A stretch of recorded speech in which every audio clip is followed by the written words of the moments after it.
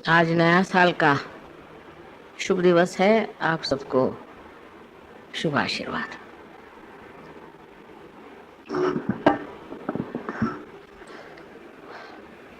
हर साल नया साल आता है और आते ही रहता है, लेकिन नया साल बनाने की जो भावना थी उसको लोग समझ नहीं पाते।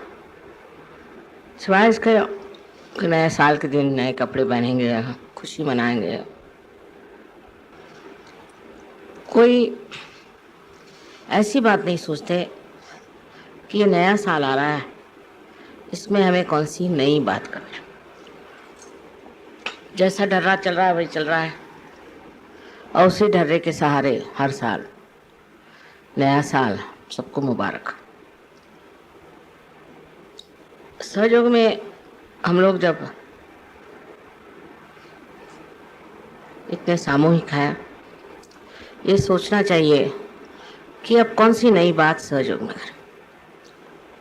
ध्यान में आप लोग काफ़ी गहरे उतर गए, ध्यान आप समझते हैं और एक आपने स्थिति भी अपनी प्रस्थापित कर ली।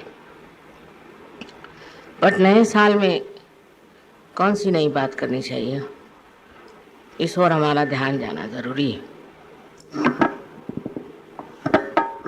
असल में पहले तो हमें ये भी सोच लेना चाहिए कि हमारे देश के क्या प्रश्न हैं और सारी दुनिया के कौन से प्रश्न हैं और उन प्रश्नों को हम किस तरह से नतीजे पर ला सकते हैं। उसके लिए मैं सोचती हूँ कि जिन सहयोगों का जहाँ इंटरेस्ट हो उसे वो ध्यानपूर्वक देखें। ऐसे तो बहुत सी चीज़ें सहयोग में नई नई शुरू हो गई। आप जानते हैं कि इस बार हमने सोचा है कि शिया मुसलमानों को बुलवा के समझाया जाए, उसके लिए कोशिश करें। और शिवाजी महाराज का जो बड़ा पवित्र जीवन रहा उसका भी प्रचार करने की कोशिश करें। तो दोनों चीज़ें बहुत अच्छी हैं कि शिया लोग समझ जाएं धर्म क्या है, और शिवाजी के जीवन को देख करके हम लोग भी समझ जाएं कि धर्म क्या और उनके आदर्श क्या थे और उस आदर्श के लिए उन्होंने क्या क्या किया। इतने थोड़े से समय में उन्होंने कितना कार्य करके दिखा दिया। अब संगठित रूप में हम लोग बहुत ठीक हो गए हैं, खासकर दिल्ली में और दिल्ली के आसपास, और सहयोग बढ़ भी रहा। उसके साथ साथ ये भी सोचना है कि हमारे अंदर गरुआपन आ रहा है या नहीं। बस अगर सहयोग बढ़ रहा है, उसकी क्वांटिटी बहुत बढ़ रही है, तो क्वालिटी आई कि नहीं ये बहुत ज़रूरी तो सोचना और उसकी तरफ ध्यान देना चाहिए। इसके और मैं ये कहूँगी कि ध्यान धारणा आदि के जो कुछ भी आपके ग्रुप्स चल रहे हैं उधर थोड़ा आप लोग मद्देनज़र करें, जाके देखें क्या चल, और अपनी तादाद बढ़ाने के लिए आसपास के जो गांव हैं या इस पे जो आपने कार्य किया है, इसी प्रकार और भी आप आगे बढ़ सकें। लेकिन इस नए साल में आपको ये ख्याल करना चाहिए कि हम लोगों ने जैसे कि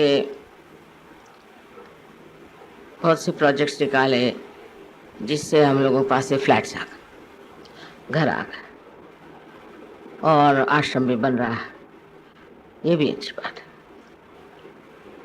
लेकिन उस आश्रम में हम लोग क्या करने वाले हैं, क्या क्या चीज़ें हम उसको बढ़ा सकते हैं, उसमें कौन सी चीज़ें हम छाप सकते हैं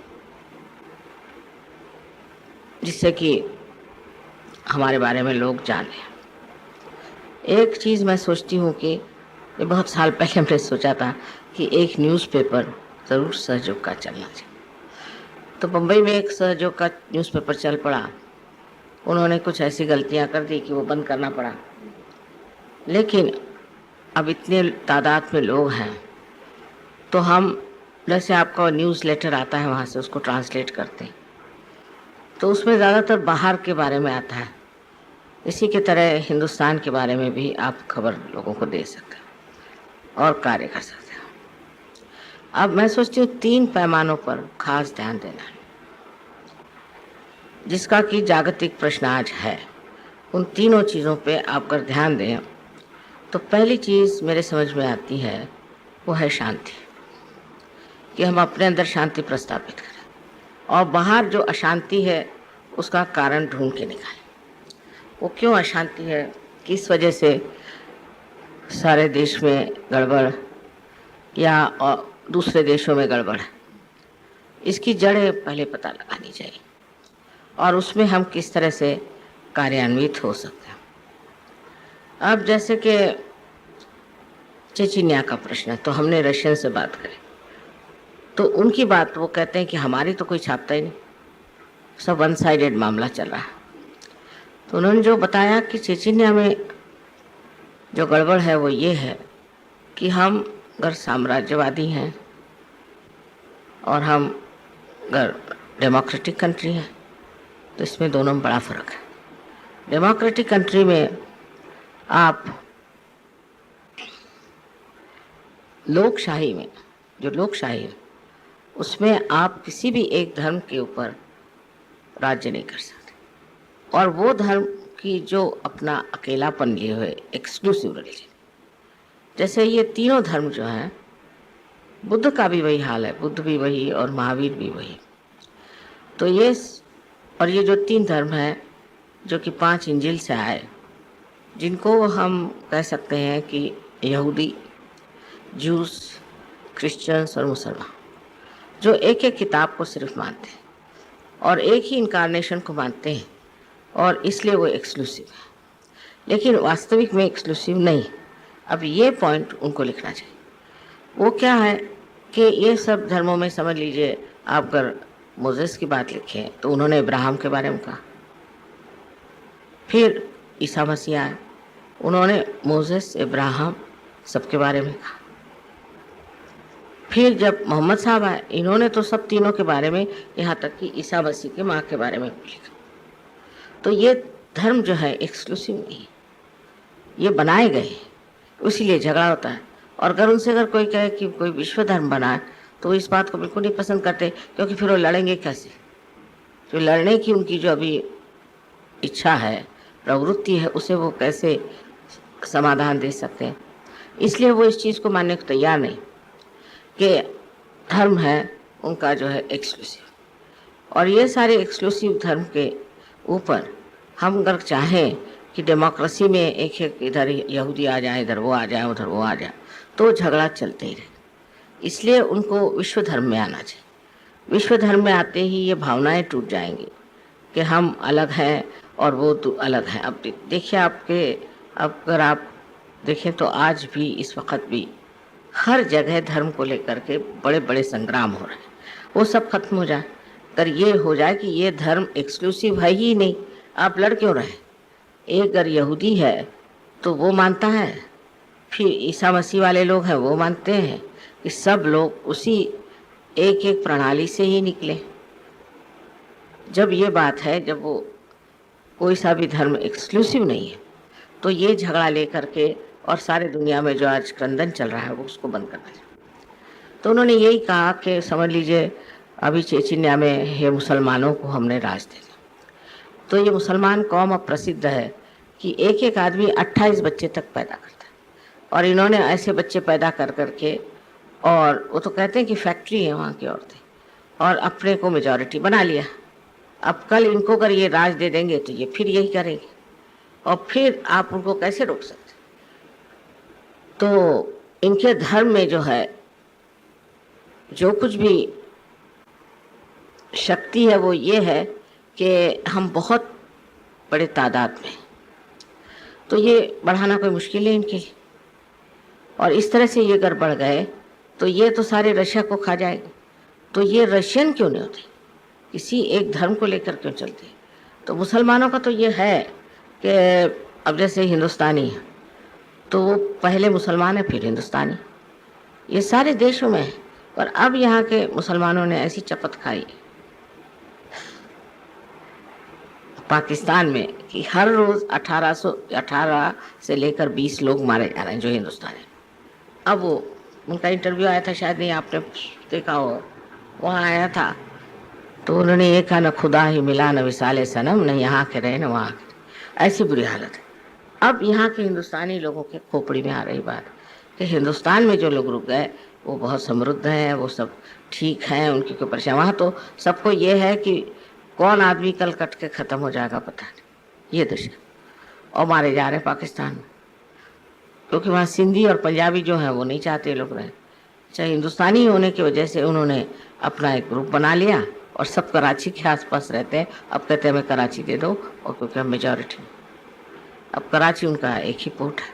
तो सारे जो ये धर्म है, जो कि खासकर इस्लाम में जो सबसे बड़ी बात उन्होंने कही है कि जब तक तुम खुद को नहीं जानोगे तुम खुदा को नहीं जानोगे, पहले खुद को जानो।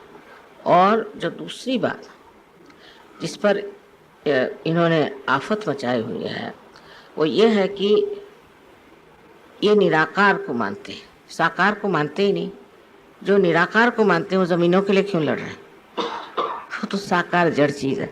जब आप निराकार को मानते हैं तो निराकार को प्राप्त करें, और निराकार को प्राप्त किए के बगैर आप सिर्फ ज़मीनों के लिए लड़ रहे हैं, ये भी दूसरी गलत बात है। पर इन लोगों को समझाना आसान नहीं है और इनके तो खून सवार है जो भी बात है। लेकिन कहीं कहीं ऐसे हम लोग आर्टिकल्स देना शुरू करते हैं, ऐसी बातें कहना शुरू करते हैं तो लोग सोचने लगेंगे, देखिए ये जो बात कह रहे हैं इसमें सच्चाई कितनी और झूठ कितना। और फिर ये भी देखेंगे कि हम आज तक लड़ते रहे मरते रहे, उससे हमें क्या फ़ायदा। उसके बाद मतलब एक मुसलमान जाति ऐसी कि जो सहयोग के लिए बड़ी मुश्किल है और आर्थिक।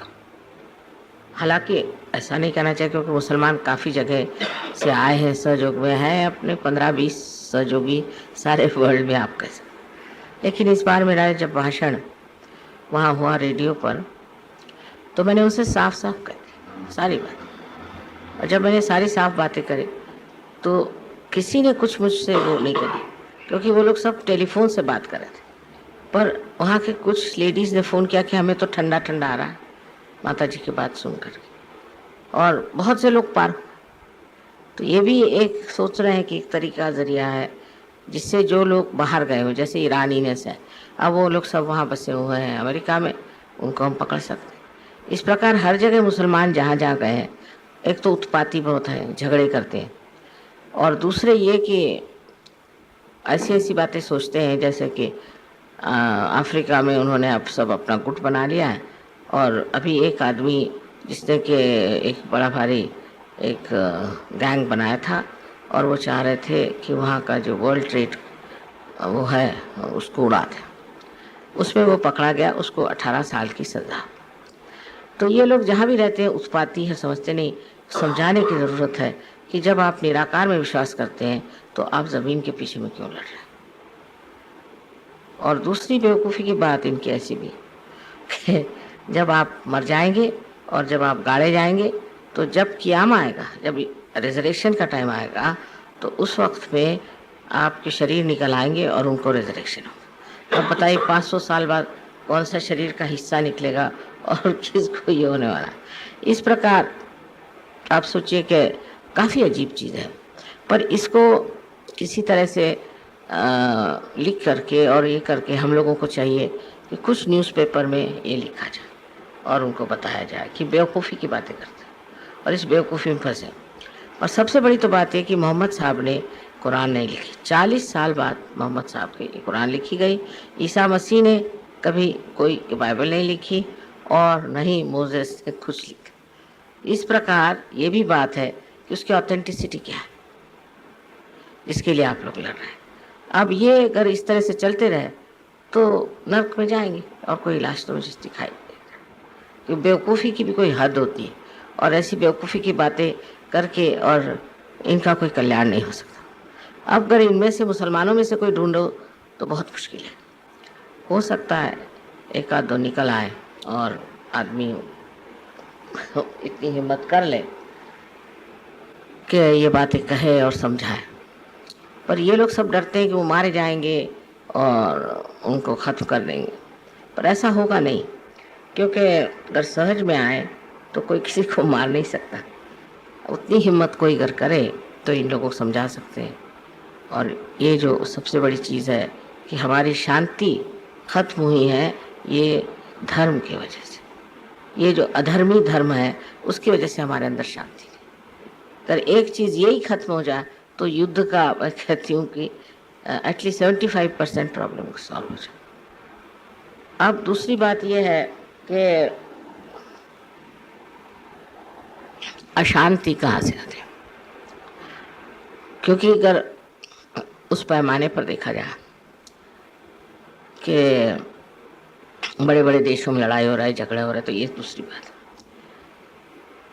अब जैसे शिराक साहब ने वहाँ पर एटम बॉम्ब लगा दिए, तब उनके यहाँ भी बहुत से बॉम्ब्स पड़ रहे हैं। लेकिन अगर आप व्यक्तिगत देखें, इंडिविजुअली देखें, तो इंडिविजुअल में जो अशांति वो कहाँ से आती है, किस वजह से मनुष्य अशांत हो जाता है। अब उसकी जड़ें अनेक। आप कहेंगे जेलसीज हैं, एम्बिशंस हैं, ये है वो है, और राइट साइडेड आदमी हो तो अशांत रहेगा। लेफ्ट भी रह सकता है, क्योंकि लेफ्ट दुखी बन के रहेगा और राइट जो है वो अपने को सुखी समझ के रहेगा, पर है तो दोनों में ही अशांति। उसके लिए उनकी अशांति को हमें ठीक करना है। अब मैंने मेरी किताब में आपने पढ़ा होगा कि मैंने उसमें जीन्स के बारे में लिखा है। सहज में आने से जीन्स ठीक हो जाते, और जब जीन्स ठीक हो जाएंगे तो इंसान अपने आप शांत हो जाए, कहने की कोई ज़रूरत नहीं, और उसकी सारी ही तबीयत बदल जाए।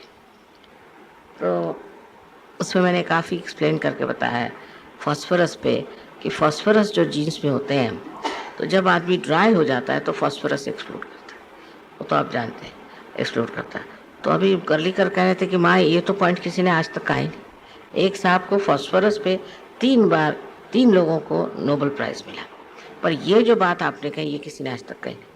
तो मैंने कहा अभी ये नोबेल प्राइज़ के लिए तो गए हुए हैं, शायद हो ही जाएगा पीस पर बात क्या है कि जब आदमी के अंदर अशांति आ जाती है तो अशांति में ग्रुपबाजी हो सकती है। मैं सोचती हूँ 2 तरह से होती है। एक तो अहंकारी लोगों की होती है, और दूसरी जो कि लेफ्ट साइडेड है, पजेस्ट। अफ्रीका की जो गड़बड़ है वो है पजेस्ट लोग, लेकिन बाकी जो हैं इनके अहंकार की।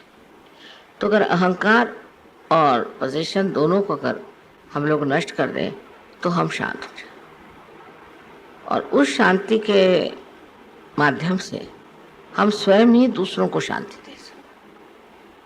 तो ज़्यादा ध्यान इधर करना चाहिए कि भाई देहात में गए, वहाँ लोगों को रियलाइजेशन दिया, सर उनको शांति का महत्व समझा। अब जैसे नॉर्थ के जो गाँव हैं उसमें एक खराबी जो बहुत पाई जाती वो कि यहाँ पर मुसलमान मेंटालिटी की वजह से औरतों को बहुत दबाया जाता है, और फिर औरतों को जब आप दबाते हैं तो जब वो खड़ी होती हैं तो भी मर्दानों से बढ़ के। तो ये जो रिस्पेक्ट फॉर वीमेन होनी चाहिए, और यहाँ की औरतें भी ऐसी कुछ पिछड़ी हुई हैं कि वो समझ नहीं पाती कि अपना सेल्फ रिस्पेक्ट क्या है।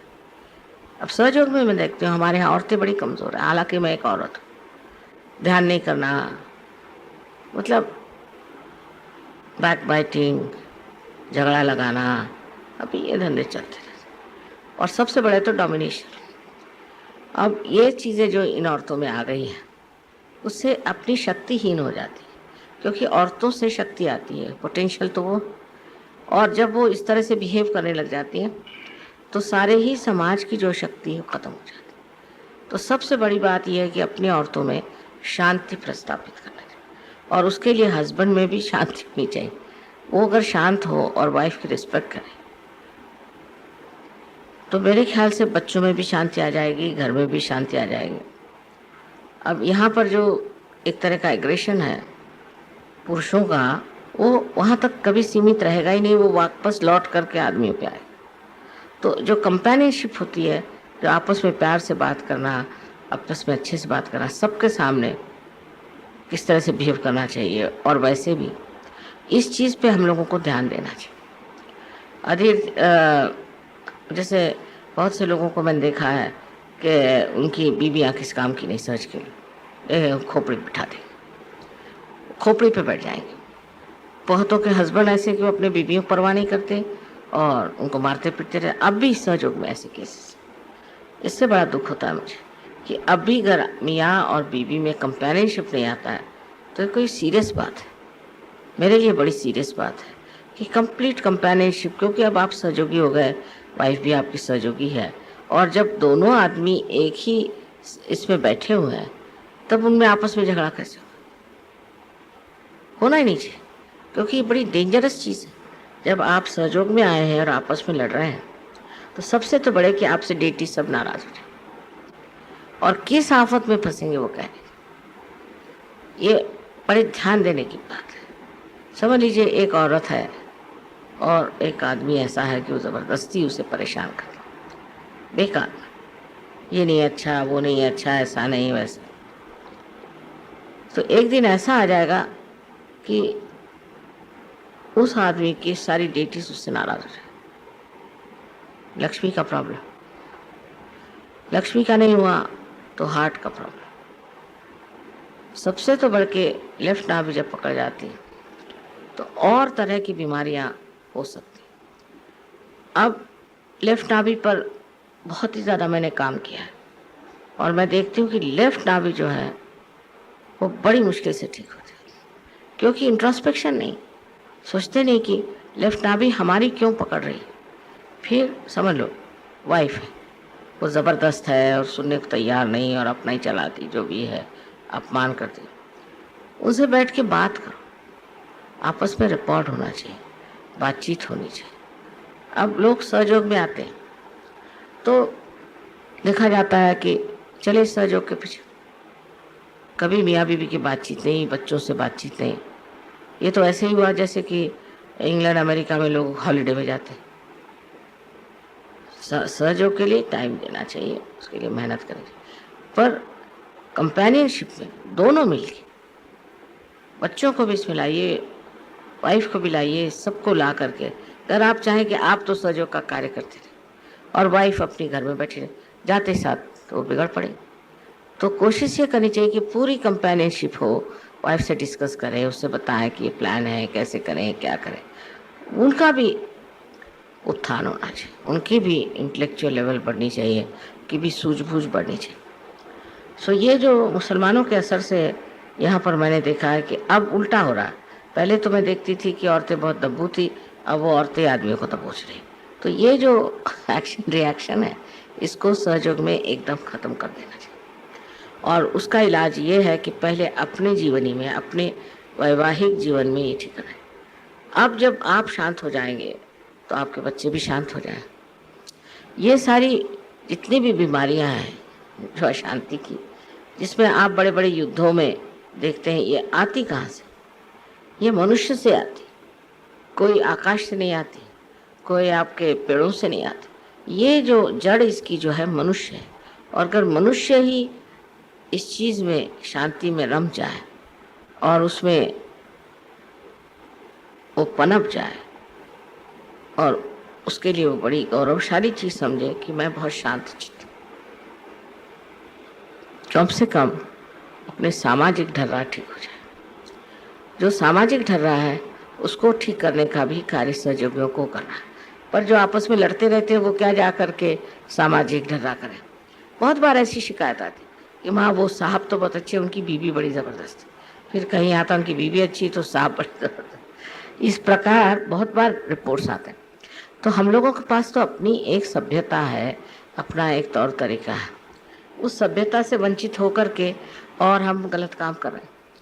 क्योंकि अपने यहाँ कम से कम जैसे हम महाराष्ट्र में देखते हैं, बीवी की बहुत इज्जत करते हैं और बीवी भी हस्बैंड की बहुत इज्जत करती है। एक सभ्यता है और उसमें ऐसा नहीं चलता कि हस्बैंड वाइफ को सोचता है कि वो कोई और चीज़ है या उसका दर्जा उससे कम है। ये बहुत बार मैंने समझाया कि रथ के दो पहिए होते हैं, एक अगर छोटा बड़ा हो जाए तो ठीक नहीं, दोनों की सिमिलैरिटी नहीं होती। उनकी ये कहना चाहिए कि उनकी हाइट एक होती, बनावट एक होती, सब होती, पर दोनों अगर राइट का लेफ्ट में लगा और लेफ्ट का राइट में लगा तो लगेगा ही नहीं। तो दोनों में जो है अपनी अपनी विशेषता। जैसे एक औरत है, औरत की अपनी कमज़ोरियाँ कहने से उसकी एक अपनी तबीयत होती है। आदमियों की अपनी तबीयत होती है, वो घड़ी लगाए रहते हैं, घड़ी चलती रहती आदमियों की। तो मैं तो बहुत आदमियों से तुम घड़ी उतार दो पहले। अब औरतों को है ज़रूर थोड़ा टाइम लगता है, कहीं जाना हो कुछ हो, अब वो टाइम से नहीं चले तो हो गया आदमी लोग खत्म। इस प्रकार छोटी छोटी चीज़, यानी वो बड़ी छोटी चीज़, इस पे ही सारा झगड़ा शुरू हो जाता है। और मुझे ये लगता है कि कुछ आदमी सोचते हैं वो इंचार्ज है सब चीज़ के, अब टाइम से पहुंचना नहीं हुआ, टाइम से तो कोई ऐसी आफत नहीं आने वाली। धीरे धीरे अपने माइंड को ऐसा ट्रेन करें कि जिससे आप रिएक्ट न करें। हर समय माइंड को ऐसी दशा में रखना चाहिए कि रिएक्ट न करें, सिर्फ उसको देखते मात्र। धीरे धीरे आपको आश्चर्य होगा कि आप भी ठीक हो जाएंगे, आपकी बीवी भी ठीक हो जाए। और दोनों को ये चीज़ प्रैक्टिस करनी कि दोनों जो है इसको विटनेस की तरह से। तो ये जान लेना चाहिए कि औरत चीज़ अलग है, आदमी अलग चीज़ है, और उनके ज़रिए अलग है, उनके तरीके अलग हैं। हालांकि दोनों की समझ लीजिए सिमिलैरिटी यही है कि दोनों इंसान हैं। अब इस पर थोड़ा सा आप लोगों को खोज करना चाहिए कि सहयोग में इस प्रकार के प्रॉब्लम्स क्यों आते हैं। जैसे एक लड़की लखनऊ की आई थी यहाँ पर शादी होकर, उसके 2500 प्रॉब्लम खड़े हो। उस लड़की उससे बातचीत करना चाहिए, उससे पूछना चाहिए क्या बात है क्या नहीं। सहयोग किसी को तोड़ने के लिए नहीं, सबको जोड़ने के लिए। तो कोई जैसे चीज़ टूटती है तो उसके पीछे क्या कारण है, कैसा है, इस तरफ आप लोगों को देखना चाहिए और उसको जोड़ना चाहिए। अब जब ये जोड़ना शुरू हो गया तो ये भी सोचना चाहिए कि अब दिल्ली वाले तो वो मुंबई वालों से एकदम जुड़ जाए, वैसा नहीं होता। नहीं, दिल्ली में पूजा होनी चाहिए। क्यों सा अगर बम्बई में हुई तो भी दिल्ली में ही हो रहे। जब आप अपने दिल को बड़ा करके देखिए तो आप तो सारा विश्व है। कहीं भी पूजा हो रही तो भी वो आप ही के लिए हो रहे। बहुत ही है कि हमारे दिल्ली में होना चाहिए, आप यहाँ ज़रूर आइए। अब इसी सिलसिले में मैं यहाँ वहाँ भटकती रहती हूँ। कोई स्वाभाविक कहेंगे मुरादाबाद ज़रूर आइए, फिर कहेंगे कोई आप और फलानी जगह ज़रूर आए। इसे कितने इस उम्र में हम कितने सफ़र करते हैं, इसीलिए कि लोग ये ना सोचें कि हमने किसी को और को फेवर कर दिया और किसी को। तब फिर मैंने अब जैसे सोचा कि मैं यूरोपियन टूर्स में नहीं जाऊँगा, यूरोप में जाऊँगी नहीं। तब यूरोपियंस हम जहाँ जाते वहाँ आते रहते। रोमानिया गए वहाँ पहुँचे हुए हैं, और हम रशिया गए वहाँ पहुँचे हुए, सारे वहाँ पहुँच जाते। क्योंकि अब माँ से मुलाकात कहाँ होगी, माँ तो आने नहीं हमारे देश। तो जो वो खर्चा हमारे आने का करते थे वगैरह, उसी से वो लोग सब इस तरह से अब सब दूर घूम गए। अब देखिए सहयोग में आप सबका नाम सबको मालूम, ये कौन है वो कौन है, रिश्तेदारी कितनी बहुत बड़ी रिश्तेदारी दुनिया भर में। और जब आप घूमने लगेंगे इस तरह से, जैसे अब हम कह रहे हैं कि अच्छा हम दिल्ली कभी नहीं आएंगे और हम अब नागपुर आएंगे, समझ, तो सारे नागपुर आएंगे, है कि नहीं बात। तो इस तरह से ये डिटैचमेंट होना चाहिए। तो मैं देखती हूँ कि माँ आप यहाँ आइए, आप वहाँ आए, कोई सोचता ही नहीं कि इस उम्र में हम इतनी मेहनत कर रहे हैं, इतने हमें चलना फिरना पड़ता है। और ज़रा सा इस तरह से अगर आप हर समय ये इधर खींच रहा है, उधर खींच रहा है, उधर खींच रहा है, तो कैसे हो सकता। तो इस पर भी थोड़ा सब लोगों को समझाना चाहिए कि माँ को जितना कार्य करना चाहिए तो उतना माँ ने कर दिया, और अब वो उनकी जो मर्जी होगी वो होना चाहिए। हम लोग उन पर कोई चीज़ नहीं लाए। वो कहेंगे तो पूजा करेंगे, वो खुद कहें मान जाए तो है, नहीं तो नहीं। उन पर ज़बरदस्ती किस तरह की नहीं करेंगे। इससे एक हो जाएगा कि हमारी हेल्थ थोड़ी बच जाएगी। अगर और थोड़ा कार्य करने का है, उसके लिए मैं नहीं चाहती कि मेरी खींचातानी हो। अब जो भी आपको प्रोजेक्ट करना, आप लोग उसे करिए, व्यवस्थित रूप से उसे सोच लें और वो बोझा मेरे सर पे मत डालिए। छोटी छोटी चीज़ों के लिए, अब कोई बीमार है तो फ़ोन कर देंगे फलाने बीमार, अरे भाई तुम लोग सब सजोगे तो ये पावर्स दे दिए, मुझे क्या परेशान करेंगे, आप लोग करिए। अब आपकी जिम्मेदारी, मैं तो सोचती हूँ मेरे बच्चे बहुत बड़े बड़े हो गए हैं, बहुत रिस्पॉन्सिबल हो गए हैं और सब कुछ समझते हैं, और ये दिलासा आपको देना चाहिए कि माँ आपको परेशान होने दो, हम लोग ठीक कर लेंगे, हम इस चीज़ को ठीक कर लेंगे, उस चीज़ को ठीक कर लेंगे। इस तरह से जब शुरू हो जाएगा तब मुझे इत्मीनान हो जाएगा कि ऐसी कोई बात नहीं। अभी तो हालांकि ऐसी हालत है कि यहाँ से चिट्ठियों पे चिट्ठी, किसी का कुछ, लेकिन उनसे कहना चाहिए कि भाई आपको चिट्ठी भेजना तो सेंटर्स में भेजो, आप क्यों माँ को परेशान करें। अब ये देखना चाहिए कि कितने लोगों ने सहयोग के, कितने लोगों के प्रॉब्लम सॉल्व कर, हमारे जैसे हम ही सॉल्व करें उसका ये प्रॉब्लम। अब जब ये बात आ जाती तब पहले तो आपको सहयोग पूरी तरह से मालूम होना चाहिए और आप शुद्ध अंतःकरण से करें, दोनों चीज़ बहुत ज़रूरी है। क्योंकि अगर आप, बहुत से लोगों को मैंने देखा, हाँ लाओ तुम, मैं ये तुमको ठीक करता हूँ, तो उसके ऐसा दम निकाल देते हैं कि वो आदमी कहता बाबा सहयोग से छुट्टी करो। तो ऐसा करिए कि एक कमेटी बनाए और उस कमेटी के थ्रू सॉल्यूशंस होने चाहिए। और जैसे इनको ये है, अब कहीं गए तो उन्हें बता साहब ये इनका ये प्रॉब्लम है, उनका ये प्रॉब्लम है। अब मेरे ख्याल से ये दशा से आप लोग पूरी तरह से परिचित हैं, आप जानते हैं क्या करना चाहिए हर एक चीज़ के बारे में।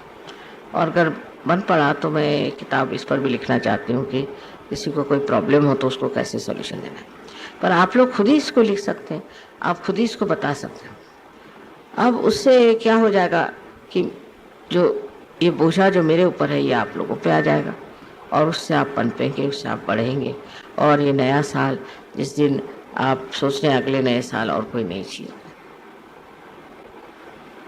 इसके लिए मैं आपसे सबसे पहले कह रही हूँ, बाद में मैं प्रदेश में कहूँगी, इसलिए कह रही हूँ कि आप में जो धर्म है, में जो एडवांटेज है, जो सभ्यता आपके अंदर है, उसके बूते पर आप बहुत ज़्यादा कुछ कर सकते हैं। फॉरेन में भी लोग आपको बहुत मानते हैं, कहते हैं कि अगर कोई इंडियंस मिल जाए तो नथिंग लाइक इट। अब एक लेडी को भेजा इंडियन को वहाँ शादी करा कर, उन्होंने ऐसे तमाशे कर दिए कि बाबा इनको भेज दो वापस, कोई अंग्रेजी भेज दो। तो ये चीज़ें हैं जो कि खास करके देखने की और सोचने की। रही दूसरी शादी की भी बात, तो उस पर भी मैं कहना चाहती हूँ आप लोगों से, आप लोग लीडर्स हैं, कि शादी को बहुत सोच समझ के सजेस्ट करें। इससे कोई अपने को फ़ायदा तो होता नहीं, आप कितनों की शादी करी उससे कोई फाइनेंशियल भी फ़ायदा नहीं होता है, न ही कोई और फ़ायदा होता है, सिवाय इसके कि अगर वो हैप्पीली मैरिड हो जाए हस्बैंड वाइफ तो उनको फ़ायदा होता है और बड़े बड़े संत साधु भी जन्म ले सकते हैं।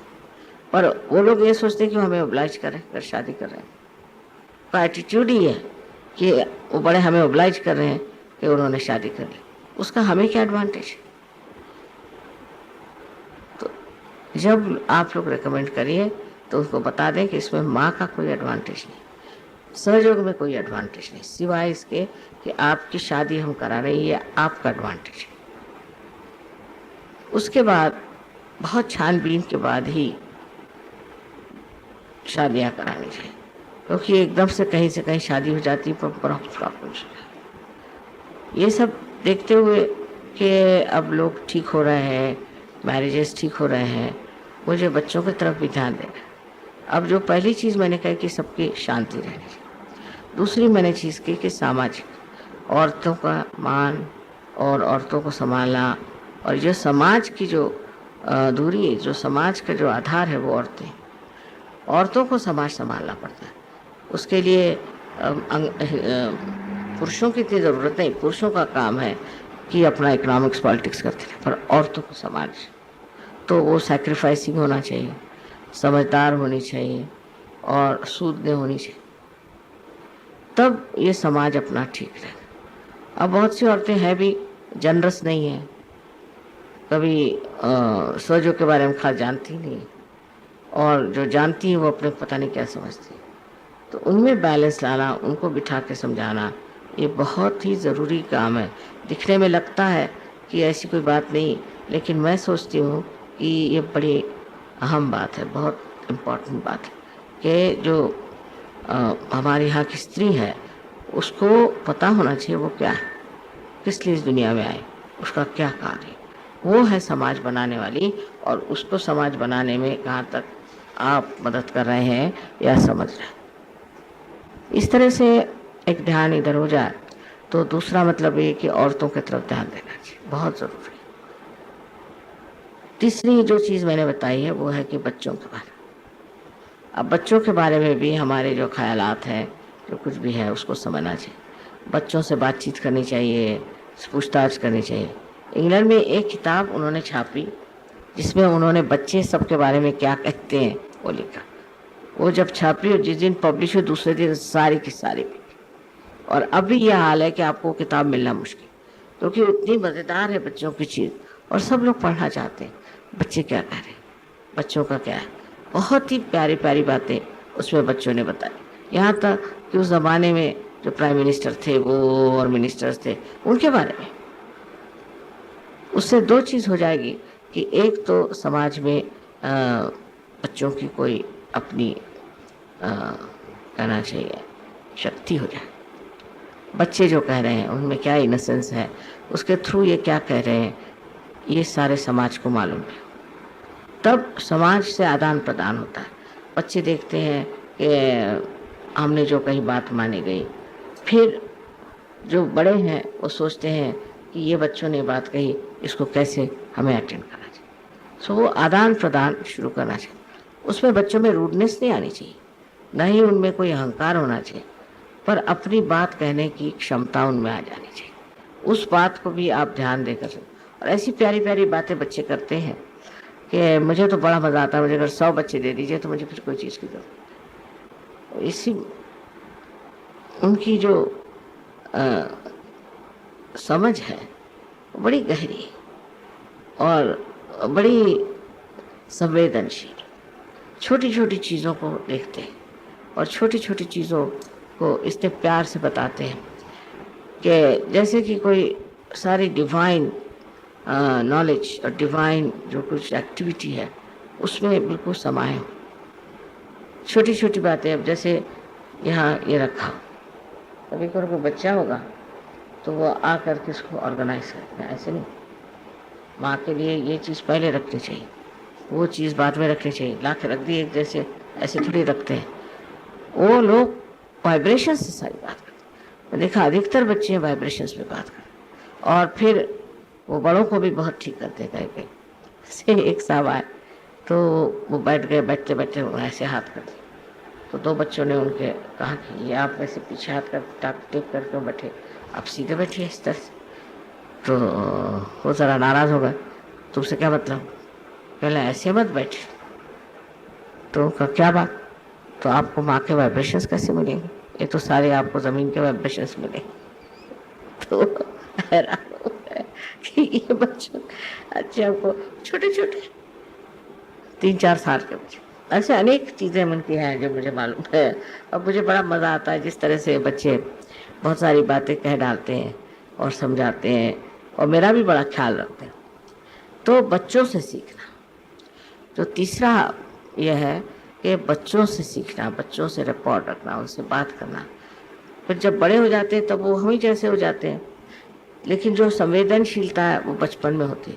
तो उनसे बैठकर बातें करना, उनसे पूछना किसी भी चीज़ के बारे में कुछ, ये बड़ी आह्लाददायिनी चीज़ है, और इस आह्लाद को सबको प्राप्त करना चाहिए। तो मैंने आपसे बताया कि रिलीजन के नाम से जो लोग झगड़ा करते हैं उनके अंदर शांति प्रस्तापित करें, उनसे बातचीत करें, समझा कर। और फिर जो दो सेकंड है, मैंने आपसे बताया कि समाज अगर अच्छा नहीं होगा तो कभी भी अमन, चैन, शांति उस देश में नहीं आएगा, उसकी प्रगति नहीं होगी। अब जैसे देखिए रशिया की बात मैंने देखी कि वहाँ का समाज बहुत अच्छा है, चाइना का समाज बहुत अच्छा है, इसी तरह हिंदुस्तान का भी समाज अच्छा है। और इसका कारण वहाँ की स्त्रियाँ, उन्होंने समाज को बांध रखा। अमेरिका में बहुत समृद्धि है, सब कुछ है, पर समाज बहुत खराब। तो सहयोग का बड़ा भारी कार्य है कि समाज की जो फाउंडेशन है उसको बनाए। हर जगह के जो समाज है उसमें क्या क्या गैर कानूनी चीज़ होते हैं, क्या क्या गैर बातें होती हैं। अब जैसे वहाँ पर अमेरिका में एक छोटी लड़की को बहुत मारा पीटा गया, ये हुआ, तो उनका फ़ोन आया मुझे, माँ हम चाह रहे हैं उस लड़की को सपोर्ट करें। मैंने कहा बिल्कुल करो, उसको बहुत ज़रूरी, उसको क्या चाहिए क्या नहीं उसको अपने पास ला कर रखो, देखो और उसकी बहुत मदद करो, पुलिस से पूछ करके कि हम इनको संभालते हैं। तो एक तरह का नया आयाम, नया डायमेंशन आपको मिल जाएगा कि ये लोग बहुत परवाह करते हैं। कोई परेशान है, किसी के पास में खाने पीने को नहीं है, किसी के पास में और कोई चीज़, जिसके लिए वो परेशान है, वो किसी लालच की वजह से नहीं पर परेशानी की वजह से परेशान है, तो उसकी तरफ ध्यान देना हम लोगों को अब बहुत ज़रूरी हो गया। टाइम आ गया कि जब हम सामूहिक तरीके से समाज के प्रश्नों का हल निकालें और इस तरफ ध्यान देना चाहिए। जैसे इन्फर्मरी निकाले कि जो लोग बुढ़े हो गए हैं और जो चल फिर नहीं सकते, तो उनको जो है कोई रहने की जगह होनी चाहिए। फिर वहाँ एक रेफ्यूजी कैंप निकाला, फिर वहाँ एक लेपर होम निकाला। काफ़ी छोटी उम्र थी हमारे, तीनों चीज़ें शुरू करा दी। हम चले आए पर अभी तक वो चल रही। तो इस तरह की तरफ भी ध्यान देना चाहिए कि समाज में इस तरह के लोग हैं जो कहना चाहिए कि एक तरह से वंचित, उनकी हेल्थ नहीं अच्छी, जिसको कुछ नहीं। अगर आप इस तरह के समाज को मदद करें तो बड़ा आपके प्रति सबको आदर और प्रेम हो जाए। अपने प्रति तो हम लोग कर ही रहे हैं, अपने को तो हमने पा ही लिया, पर हम औरों को क्या दें। और ख़ासकर सहज की शक्ति के कारण आप जितने लोगों को चाहें उनकी बीमारियां ठीक कर सकते हैं, उनको मदद कर सकते हैं, उनके साथ अच्छाई कर सकते हैं, उनके आश्रम बना सकते हैं। तो एक तरह से समाज का एक बोझ हमारे ऊपर है कि जब हमारे पास परमात्मा ने इतनी शक्ति दी है तो हम इस समाज को सुचारू रूप से किस तरह से परिवर्तित करें कि जिससे इनकी शारीरिक, मानसिक, बौद्धिक और सांस्कृतिक, इसके अलावा इनकी स्पिरिचुअल शक्ति भी बढ़ जाए। ये एक कार्य सहयोगियों को लेना चाहिए और अलग अलग जगह से ऐसे लोगों को लेकर समाज में जो लोग पिछड़े हैं, जो दुर्बल हैं, उनकी मदद करना चाहिए। धीरे धीरे आपको आश्चर्य होगा कि आपके बारे में पॉपुलैरिटी सारे देश में फैले। असल में लोग ऐसे फोरम बनाते, इस तरह की चीज़ें बनाते हैं सिर्फ वोट लेने के लिए में या कुछ कमाने के लिए। हमको तो वो सब नहीं चाहिए, पर सिर्फ अपनी शक्ति से आप इस तरह के लोगों को ठीक कर सकते हैं। अब वो लोग अगर ठीक हो जाए तो वो स्वयं अपनी शक्ति से ये सिद्ध कर सकते हैं कि सहयोग से लोगों का भला हो। और इतना ही नहीं, और ये भी वो सबसे खुलेआम कह सकते हैं सहयोग क्या है क्या नहीं। पर आपको अब, मेरा मतलब है कि आज नए साल में ये जो हमारा एक ढर्रा है या ये जो शेल है जिसमें हम लोग रहते हैं, उससे निकल करके और बाहर की ओर प्रोजेक्शन करें। शुरुआत में प्रॉब्लम्स होंगे, खुद आप ही के अपने ईगो पहली चीज़ खड़ी हो जाएगी। अब वो आपको खोपड़ी खराब करेगी गुस्से आएंगे, आपको नाराज़ी होगी, तरह तरह की चीज़ें। पर इस पे काबू पाने के लिए भी तो आपको बाहर निकलना पड़ेगा। तो आप जानिएगा कैसे। यहाँ ठीक है, यहाँ तो सभी राम नाम है, ठीक है, और जब बाहर निकलेंगे तो पता चलेगा कि बाहर वालों के साथ हम कैसे रहें, क्योंकि उनको भी इंटीग्रेट करना है हमको। और जब हम उनके साथ डील करना अच्छे से समझ आएंगे शांतिपूर्वक, तब समझना चाहिए कि हमारे अंदर एकदम से सफाई होगी। ये सफाई की बात है। बहुत से लोग हैं, हम आपकी बात ठीक है, आप जो करें सो ठीक है, पर हम नहीं कर सकते। क्यों भाई? क्योंकि आप भगवान हैं और हम ये। मैं कहता भगवान तो कुछ भी नहीं करते, वो तो बिल्कुल दूर ही रहते हैं। तो अगर हम भगवान हैं और हम कर रहे हैं, इसका मतलब ये है कि आप भी अपनी जो स्थिति है, जो आपने इतनी ऊंची स्थिति पाई हुई है, उसको आप इस तरह से बनाइए कि उसकी उपादेयता हो। ये नहीं कि बेकार में आप सहयोगी बने बैठे, उसके उपयोग में लाने की पूर्ण व्यवस्था होनी चाहिए जो आपके पास आ सकती। और उसके जब आप अपने और ध्यान देंगे तो आप देखेंगे कि आपका घर, आपका समाज और आपका देश, सभी जगह एक तरह का नया स्वरूप आ जाए।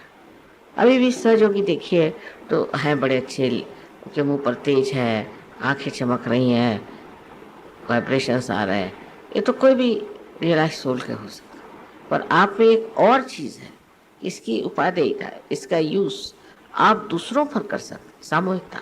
और जब वो चीज़ शुरू हो जाएगी सामूहिकता में, जब आप अग्रसर होंगे, मूवमेंट होगी आपकी, तो आपको आश्चर्य होगा कि ये जो आपकी पावर्स हैं, जो हैं, ये न तो आप सबको उससे ठीक कर सकते हैं पर आप उनको दे भी सकते हैं।